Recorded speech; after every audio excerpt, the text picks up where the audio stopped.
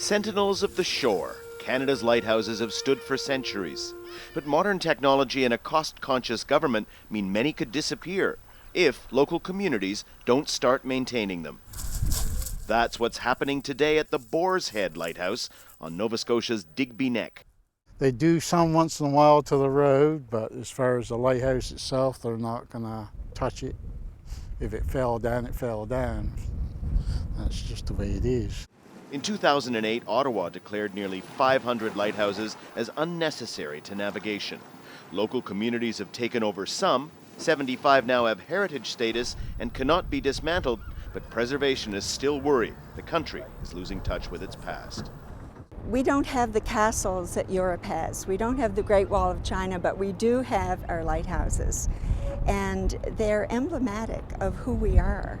My dad moved us out onto Sambro Island in 1964. I was 9 months old. Once lighthouse keepers lived with their families in places like Sambro Island, just outside Nova Scotia's largest port, Halifax. Kelly Fairservice Brown grew up there and served as keeper herself in the final months before the light was automated in 1988.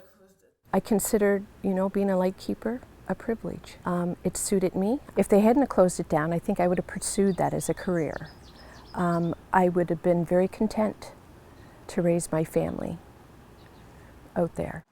Even today, in the age of electronic communications and global positioning systems, not all lighthouses are heritage buildings. This is a working Canadian Coast Guard light station, and it presides over one of the most treacherous stretches of water on the East Coast. They call this the graveyard of the Bay of Fundy because of the shipwrecks. With computerized coastal navigation now more like air traffic control, catastrophic wrecks are thankfully rare these days. But even on the most advanced vessels, there's nothing quite like the blink of a lighthouse. We have a lot of container traffic coming into Halifax Harbor, cruise ships, fishing vessels, and they all still, while they depend to an extent on their electronic navigation, there's a lot of captains will tell you that they still want to see that light flashing. And in a few places along Canada's coast, they'll continue to see them, so long as local communities keep doing what used to be the federal government's job. Daniel Lack, Al Jazeera, Nova Scotia.